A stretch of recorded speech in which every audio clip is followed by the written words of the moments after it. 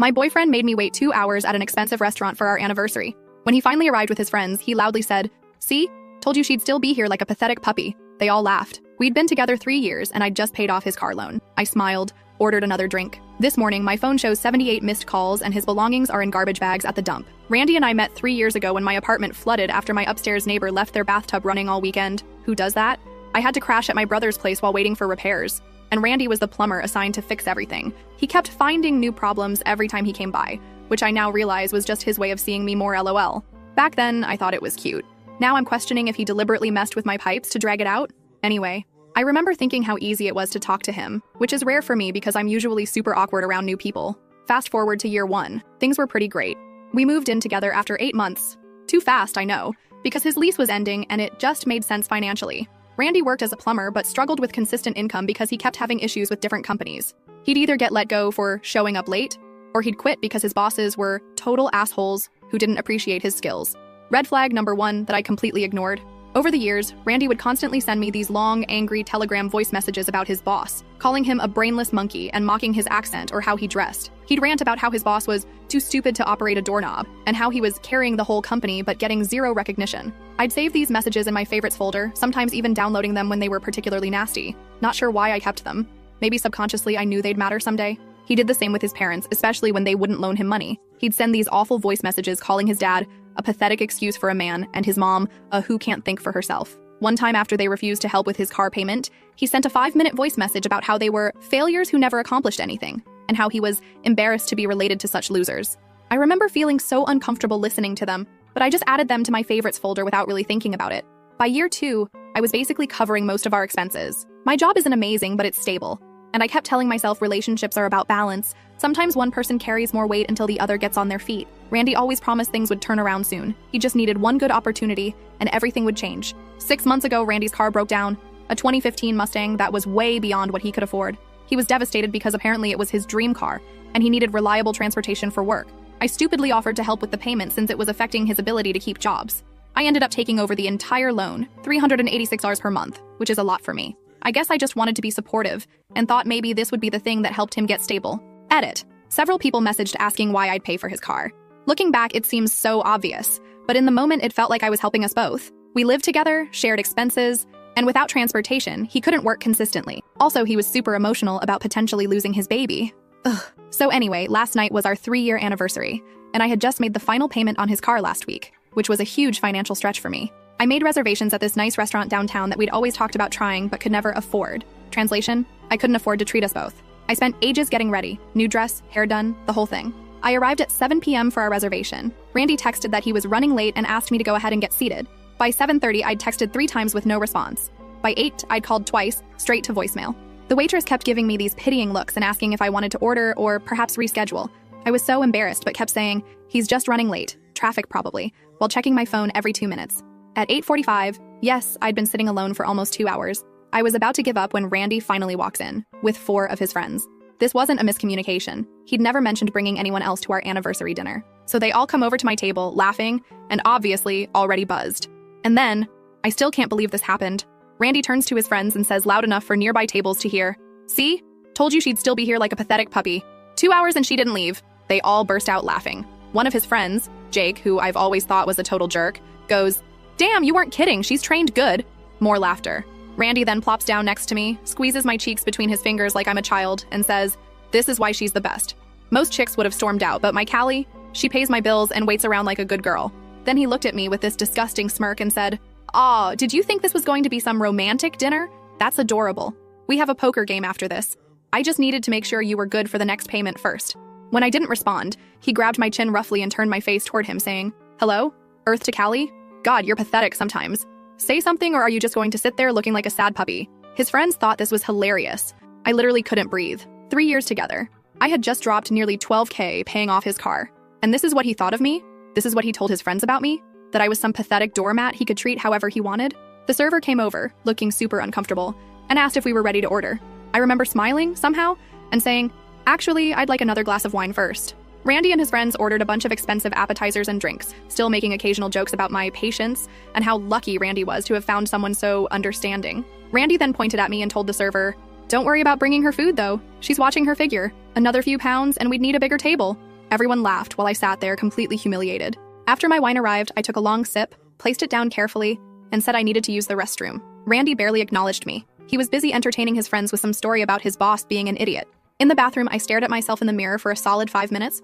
I wasn't crying.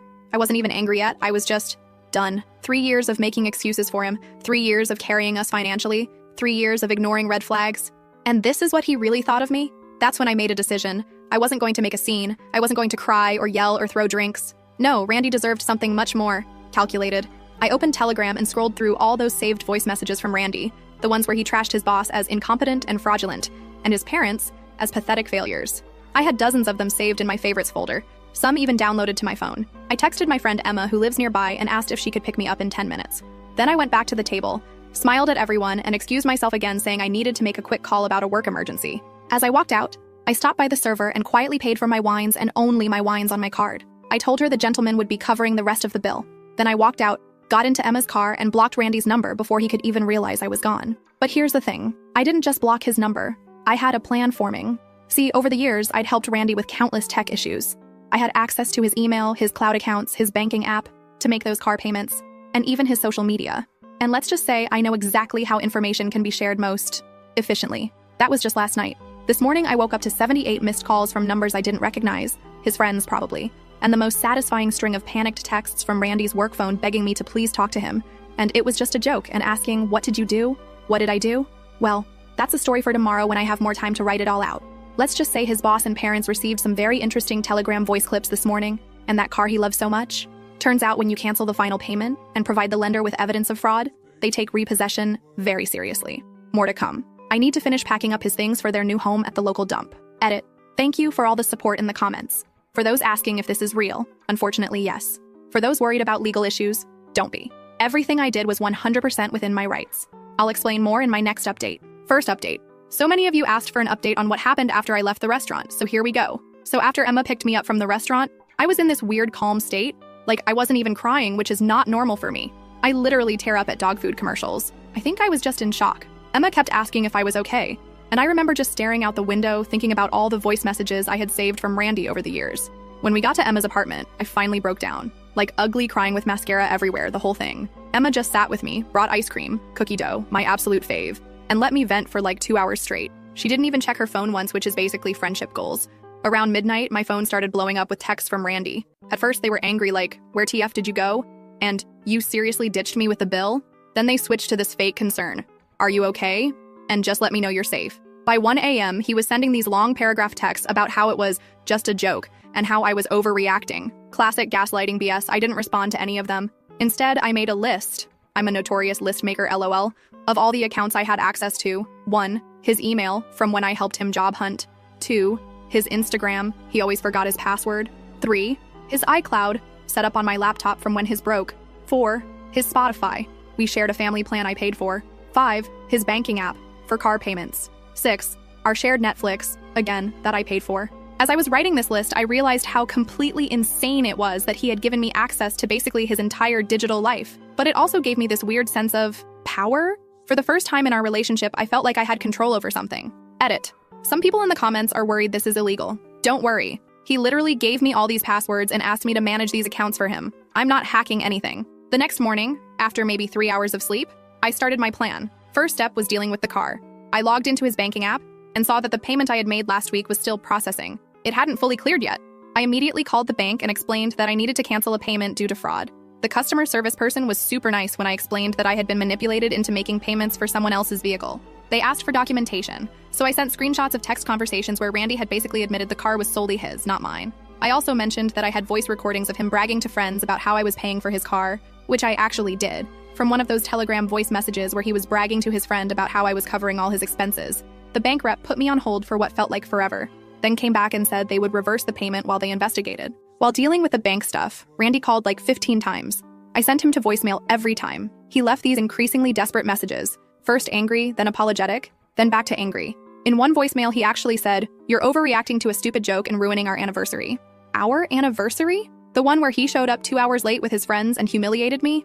That anniversary? Lol, okay. Around noon, I decided to check some of his other accounts. I wasn't planning to do anything malicious, but I was curious if there was anything else I should know about. Y'all, I found everything. There were dozens of SMS between Randy and his friends planning the whole restaurant thing. They had been discussing it for days. One SMS from Jake, his jerk friend, said, "Can't wait to see her face when you tell her it's not actually an anniversary dinner, LOL." Randy replied with, "She'll probably just sit there and take it like always." But wait, it gets worse. As I kept scrolling, I found emails with some girl named Amber from his work, flirty emails, with pictures, dating back months. Nothing explicitly saying they were hooking up, but definitely crossing lines. One message from just last week had the subject line "after work" with just a winky face emoji in the body. At this point, I was shaking. 3 years of my life, thousands of dollars, all the support and patience I had given him, and this is how he repaid me. I took a break and made some coffee, spilled it everywhere because my hands were literally shaking. Emma had gone to work but kept texting to check on me. I sent her a quick "I'm fine" text and went back to my investigation. Next, I opened his Google Drive through his email. He had a folder called Voice Notes where he kept recordings of calls and conversations. Mostly work stuff, but then I found a recording from 3 months ago of him and Jake laughing about how I was basically his sugar mama, and how he was just keeping me around until something better comes along. I had given him everything, and he had been laughing behind my back the entire time. So I made another list. 1. Send voice clips to his boss, the ones where he calls him an incompetent idiot. 2. Send voice clips to his parents where he calls them failures and pathetic. 3. Cancel all shared subscriptions. 4. Pack up his stuff. 5. Change all my passwords and lock him out of my accounts. The voice messages were easy. I had them all saved in my Telegram favorites folder. Some I had even downloaded to my phone because they were so shocking at the time. I created a new Telegram account using a temporary number, then sent the clips of Randy trashing his boss to his boss. I found his contact info in Randy's email. He had emailed his resume to him recently. I did the same with his parents, sending them the clips where he called them pathetic failures and mocked them for not being successful enough. I didn't add any commentary, just sent the clips with a simple message. Thought you should hear how Randy talks about you when you're not around. Next, I logged into all our shared accounts, Netflix, Spotify, etc., and either changed the passwords or canceled them entirely. It felt so good to systematically remove him from my digital life. Then came the hard part, packing his stuff. Randy had been living with me for over 2 years, so he had a lot of things at my place. I started with his clothes, stuffing them into garbage bags, not even folding them, which felt rebellious since I always folded his laundry. I filled 7 bags just with clothes and shoes. I was halfway through the bathroom stuff when my doorbell rang. My heart literally stopped. I peeked through the peephole and it was Randy. He was standing there looking all sad with flowers in his hand. Flowers. Like that would fix anything. I didn't answer. I backed away from the door and sat on the floor of my hallway, trying not to make any noise. He rang again and again, then started knocking, then calling my phone, which I had on silent. Finally, he started yelling through the door about how I was being childish and needed to talk like adults. After about 20 minutes of this, one of my neighbors must have threatened to call building security because he finally left. But not before sliding a note under my door that said, "We need to talk. I'm sorry about last night. It was supposed to be a joke. Please call me."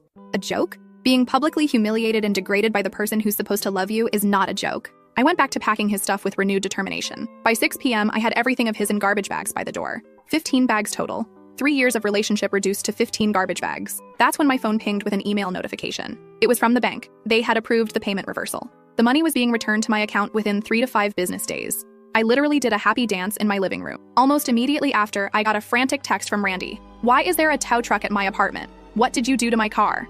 I didn't respond, but I did smile. A lot. Around 8 p.m., my phone basically exploded with notifications. Turns out Randy's boss had received the voice clips and immediately called him in for a meeting. From the string of increasingly desperate texts Randy sent me, it didn't go well. Apparently, his boss had been suspicious about some work issues for a while, and hearing Randy call him an incompetent moron who couldn't find his ass with both hands was the last straw. Randy was put on probation pending further review. His parents also received their clips and called him in tears, asking why he would say such horrible things about them. According to his texts, his mom was hysterical, and his dad wouldn't even speak to him. By 10 p.m., Randy was sending me these long, rambling texts about how I had ruined his life and how one bad joke didn't justify what I had done. He switched between begging for forgiveness and threatening me with legal action. I saved all the texts but didn't respond to any of them. I slept at Emma's again that night because I was honestly a little scared he might show up drunk or something. But in the morning, I felt lighter, like I had finally stood up for myself after years of letting him walk all over me. The next step was figuring out what to do with all his stuff. I couldn't keep 15 garbage bags in my apartment, and I definitely didn't want to see him to give them back. That's when Emma suggested something that made me gasp. What if we just took it to the dump? It seemed extreme. Even after everything, I wasn't sure I could just throw away all his possessions. But then I remembered the emails, the planned humiliation, the cheating, the 3 years of supporting him while he laughed behind my back. So this morning, Emma borrowed her brother's truck, and we loaded up all 15 bags. I checked through them one last time to make sure there wasn't anything super important like birth certificates or irreplaceable family items. I'm not a monster. Then we drove to the local dump and, well, we dumped it. I'm not going to lie. Watching the garbage truck compact all his designer clothes and stupid video game collectibles was surprisingly therapeutic. As we were driving back, Randy called from a number I didn't recognize. I'm guessing he borrowed a phone since I had blocked his. I didn't answer, but he left a message saying his car had been repossessed and he needed to get his stuff from my place to at least have something to wear to work tomorrow. Too late, Randy. Too late. I'm back at my apartment now. It feels weirdly empty without all his things, but also peaceful. I changed all the locks today. My landlord was super understanding when I explained the situation. I know some people might think what I did was extreme, but after 3 years of putting him first and being treated like a doormat, it felt like exactly what he deserved. More updates to come as the fallout continues. His friend Jake has been blowing up my phone with angry messages, and apparently Amber from work is now confused about why Randy is suddenly being so cold to her. The dominoes are still falling. Edit. For those asking about legal issues, don't worry. I checked with a friend who knows about this stuff. The car was in his name, but I made the payments as gifts. I was never legally responsible for it. Plus, I kept all the really important documents I found. I'm not that petty, lol. Second update. Y'all are literally the best. The support on my last post was insane, and so many of you wanted another update. So here's the tea on everything that's happened in the past week since Randy's belongings found their new home at the local dump, lol. So anyway, the morning after the dump trip, I woke up to this weird scratching sound at my apartment door. Like, not loud enough to be knocking, but definitely someone was there. I checked my doorbell cam. Thank God I installed one last year after that package thief situation in my building, and saw Randy sitting on the floor outside my door, looking completely wrecked. His hair was all messed up. He was wearing the same clothes from 2 days ago, and he was just writing something. I turned up the volume and realized he was sliding notes under my door one by one. I tiptoed to the door, still in my PJs, and saw like 7 little paper notes that had been pushed under. Each one had a different message. Please talk to me. I need my stuff for work. My boss is going to fire me. My parents won't talk to me. My car is gone. What did you tell everyone? I'm sleeping in Jake's car, please answer. Part of me felt a tiny bit bad seeing him like that, for about 3 seconds. Then I remembered sitting alone in that restaurant for 2 hours while he planned to humiliate me. Nope, not today, Satan. I quietly collected all the notes, evidence just in case, and went to make coffee. My Keurig decided to stop working mid-brew. Of course it would choose now to break, so I had to resort to the emergency instant coffee I keep for power outages. The day was already off to a stellar start, lol. While sipping my sad coffee, I checked my phone. 83 missed calls overnight, texts from numbers I didn't recognize, and 17 voicemails. Randy had been busy. I was about to delete them all when I noticed one from his mom. Interesting. I decided to listen to that one. She sounded upset but not angry. She thanked me for opening her eyes about how her son really felt and asked if we could talk sometime. She said she'd had no idea about Randy's behavior and was deeply ashamed that she'd raised someone who would treat a partner that way. I saved that voicemail but deleted the rest. Edit. A lot of you are asking if I called his mom back. Not yet. I'm still processing everything and don't want to get pulled into family drama. Maybe someday. I was getting ready to head to Emma's. My apartment felt weirdly empty and I kept jumping at every sound when my doorbell rang. I checked the camera again and Randy was gone, but his friend Jake was there. Great. I didn't answer, but Jake started talking anyway, knowing I could hear through the door. He said Randy was a broken man, and I needed to stop this revenge game because it had gone too far. Then he said something that made me pause. He claimed he had never been at the restaurant, and had no idea what Randy did until afterward. Wait, what? But he was there. I literally watched him laugh at Randy's jokes about me. Was he seriously trying to gaslight me too? I checked the doorbell cam recording later and realized Jake had been filming the whole time he was talking, probably trying to get me to say something he could use against me. Sneaky jerk. After Jake left, I grabbed an overnight bag and headed to Emma's. On the way, I decided to check my bank account. Anxiety, am I right? And saw the car payment refund had already processed. That was fast. Usually, these things take forever. I did a little happy dance right there on the sidewalk, probably looking like a complete weirdo to everyone walking by lol. At Emma's, we ordered takeout, and I finally felt safe enough to go through everything that had happened systematically. She helped me make a timeline of all the events. I told you I'm a list person. 1. Restaurant humiliation, Thursday night. 2. Discovered Randy's emails about planning it, Friday morning. 3. Sent voice clips to boss and parents, Friday afternoon. 4. Belongings taken to the dump, Sunday morning. It looked so calculated when written out like that. For a moment, I wondered if I had gone too far. Emma must have seen my face because she grabbed my phone, pulled up the screenshots of Randy's emails planning my humiliation, and made me read them again out loud. Nope, I hadn't gone too far. Not even close. Later that afternoon, I got curious about how effective my little Telegram operation had been. I created a new Instagram account. Don't worry, used a completely random name and stock photo, and looked up Randy's profile, which was set to public because he's trying to build a personal brand. His words, not mine. OMG, y'all. His latest post was a long, rambling apology about how he had made some mistakes and hurt people who didn't deserve it. Classic vague booking without actually admitting what he did. The comments were a mess. His friends were asking what happened. Some girl, probably Amber, had commented, "Call me?" with a sad face emoji, and his cousin had written, "Grandma's asking why you're not answering her calls." While I was scrolling, okay fine, I was totally stalking, I got a text from a mutual friend, Damon. He's more Randy's friend than mine, so I was surprised to hear from him. The text just said, "Can we talk? Not taking sides?" Just confused. I ignored it at first, but he followed up with, "Randy told everyone you hacked his accounts and stole from him. But that doesn't sound like you. Hacked his accounts? Stole from him? Oh hell no." I called Damon immediately. He picked up on the first ring and sounded genuinely shocked to hear from me. The conversation was illuminating. According to Damon, Randy had told everyone a completely different story. He claimed I had gone psycho after a tiny joke at dinner, hacked into his personal accounts, stolen money from him, and destroyed all his possessions out of female hysteria, his actual words. He was painting himself as the victim of a crazy ex-girlfriend.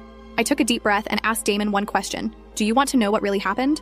When he said yes, I didn't hold back. I told him everything. The 2-hour wait, the public humiliation, the discovery of the planned emails, the voice messages Randy had sent about his boss and parents, the fact that I had been paying for his car while he mocked me behind my back. I even played him one of the voice clips I'd saved, where Randy called me his personal ATM to his friends.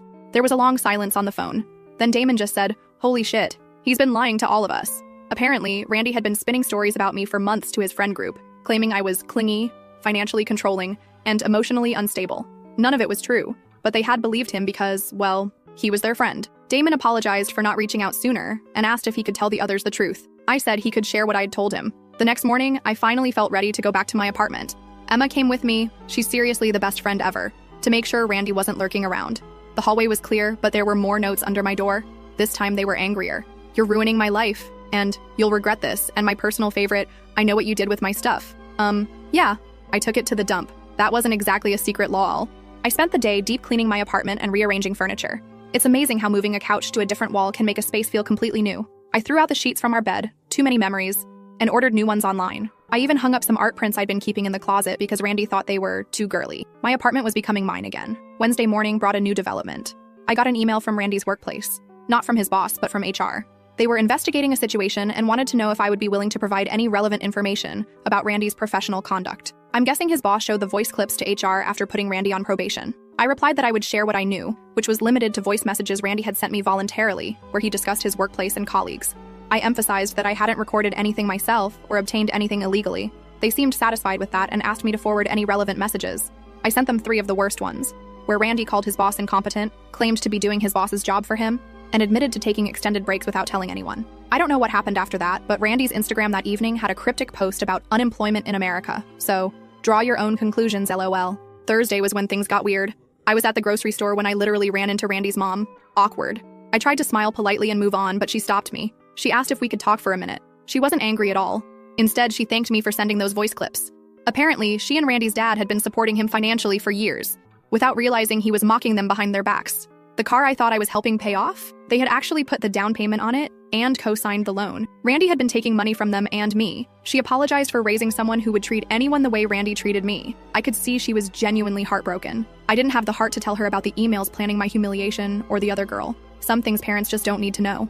When I got home, there was a package outside my door. No notes this time, just a small Amazon box. I was nervous to open it, thinking it might be some weird gift from Randy. But inside was a Starbucks gift card and a note from my neighbor across the hall thanking me for finally getting rid of that loud jerk. Apparently, Randy would blast music when I wasn't home and had been rude to several neighbors. Who knew? Last night, exactly 1 week after the restaurant incident, I finally changed all my social media to private and blocked Randy's new accounts. He's created 3 since I blocked his original ones. I also changed my phone number, which I'd been putting off because it's such a hassle, but it was worth it for the peace of mind. And then this morning, drumroll please, I got a letter from the car loan company confirming that the loan had been terminated and the vehicle repossessed. They included photos of the car being towed from outside Jake's apartment, where Randy has apparently been crashing. The letter stated that due to the evidence provided regarding fraudulent representation, they wouldn't be pursuing any further action against the loan was Randy's problem now. Emma called to check on me and asked if I felt bad about any of it. I thought about it for a minute and realized I don't. Not even a little bit. Randy spent 3 years taking everything he could from me. My money, my time, my self-esteem. All I did was show everyone who he really is, using his own words and actions. So what's next? I've started putting the car payment money into a savings account instead. And I'm considering adopting a cat from the local shelter. Something Randy would never allow because he claimed to be allergic. He wasn't. I once found antihistamines in his gym bag that he'd take before visiting his cat-owning parents. As for Randy, last I heard from Damon, he's still staying on Jake's couch, still doesn't have a job, his car is gone, his stuff is gone, and his reputation is in shambles.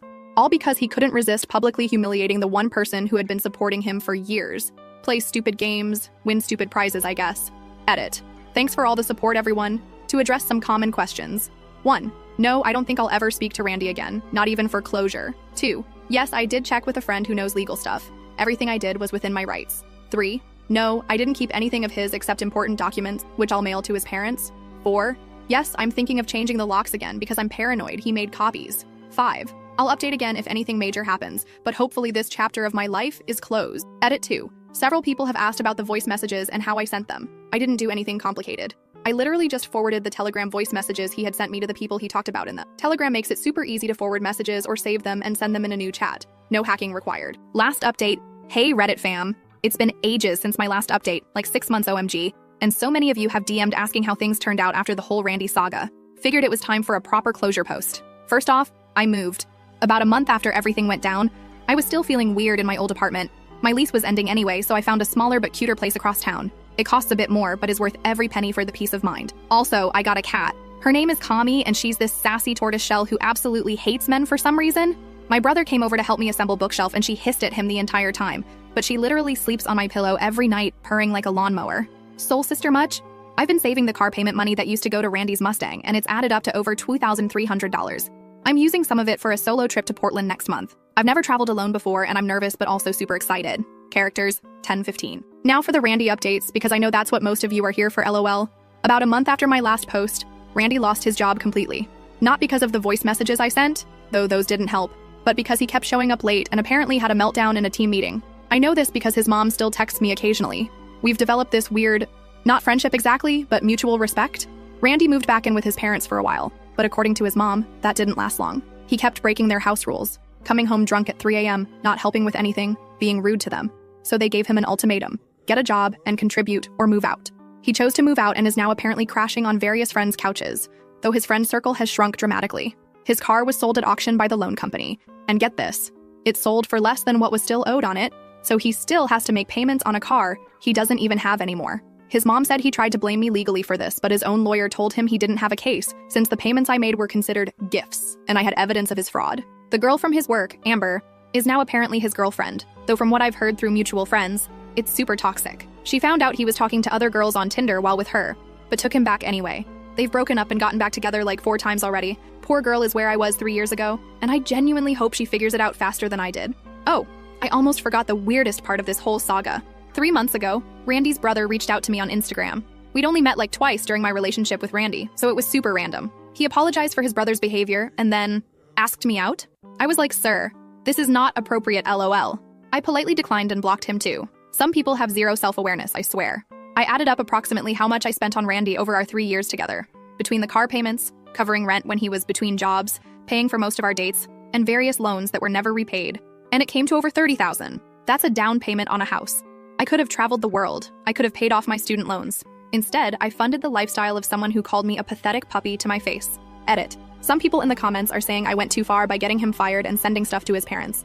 First, I didn't get him fired. His own words got him fired. Second, if you're still defending him after he planned and executed a public humiliation of someone who supported him for years, maybe examine why that is. Some of you have asked if I would ever consider talking to him again for closure or whatever. The answer is no. I don't need to hear his excuses or his side of the story. My closure came when I walked out of that restaurant 6 months ago. Everything since then has just been confirmation that I made the right choice. So that's where things stand, Reddit.